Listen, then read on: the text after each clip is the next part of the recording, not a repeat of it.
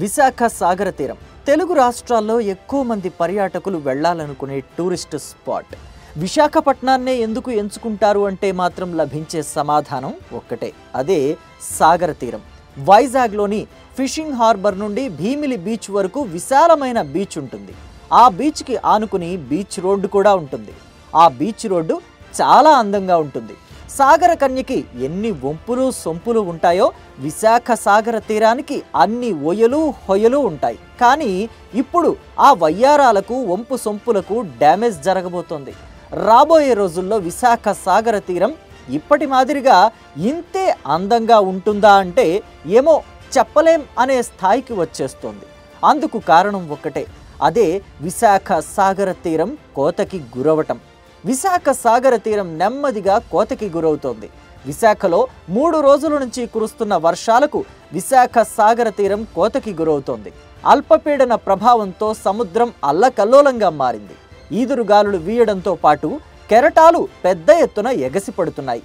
Fishing harbour వద్ద రాళ్లను కెరటాలు చాలా బలంగా తాకుతున్నాయి.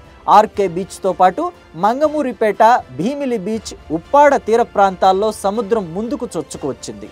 సాగర తీరం వెంట చాలా చోట్ల సముద్ర కెరటాల తాకిడికి తీరం భారీగా కోతకి గురైంది.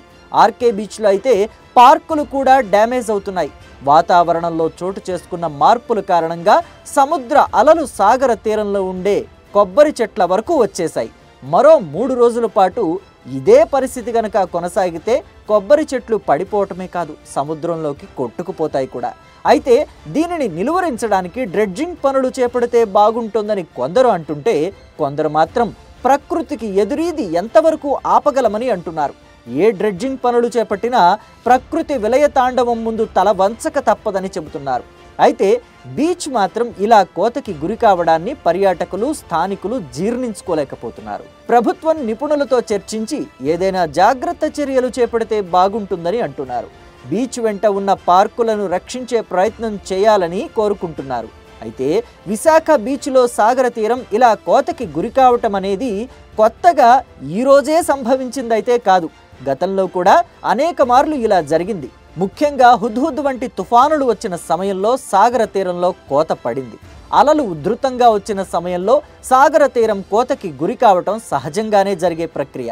అయితే ఈసారి మాత్రం ఇది నగరవాసులను కొంత ఆందోళనకు గురి చేస్తోంది. ఎందుకంటే సాగర తీరం గడిచిన 3 నెలల్లో అనేక మార్లు ఇలా కోతకి గురవుతూనే ఉంది.